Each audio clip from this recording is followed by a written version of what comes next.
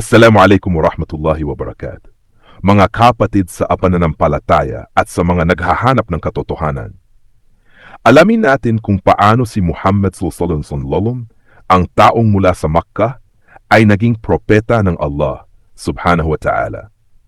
Si Muhammad ay ipinanganak sa Makkah, mula sa angkan ng Quraysh, isang kilalang lahi, ngunit siya ay lumaki bilang yatim, ibig sabihin ay ulila.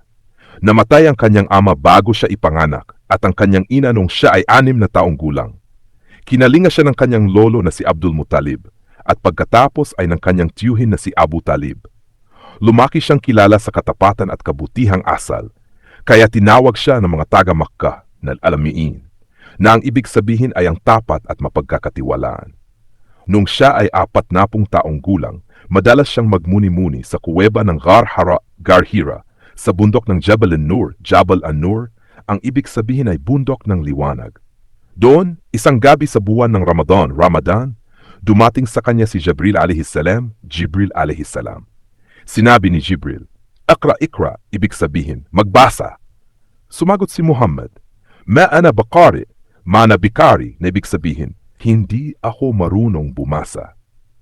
Inulit ni Jibril ang utos ng 3 beses hanggang sinabi niya, اقرأ باسم ربك الذي خلق الإنسان من علق اقرأ وربك الأكرم الذي علم بالقلم علم الإنسان ما لم يعلم.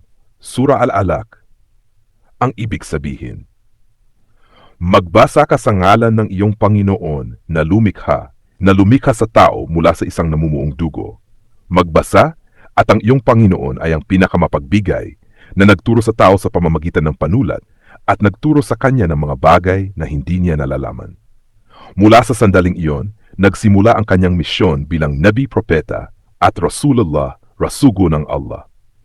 Unang nanampalataya sa kanya ang kanyang asawa na si Khadija radhiyallahu anha, kasunod si Abu Bakr, Ali at ilan pang malalapit sa kanya. Dumaan siya sa matinding pagsubok, panlilibak at pag-uusig, ngunit hindi siya tumigil sa pagpapahayag ng Tauhid, na ang ibig sabihin ay pagsamba sa isang Diyos lamang, si Allah. Pagkaraan ng 33 taon ng misyon, ipinahayag ni Allah, Al-yawma akmaltu lakum dinakum wa atmamtu alaykum ni'mati wa raditu lakum al-Islam dina. Surah Maida.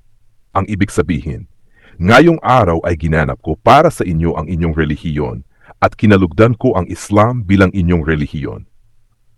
Mga kapatid, si Muhammad ay hindi naging propeta dahil sa ambisyon, kundi dahil siya ay mukhtar min Allah. Mukhtar min Allah, ibig sabihin, pinili ng Allah upang maging gabay ng buong sangkatauhan. Kaya't kung nais nating makilala ang tunay na Diyos, kilalanin natin ang kanyang propeta salam at sundin ang kanyang halimbawa. Wassalamu alaikum wa rahmatullahi wa barakatuh.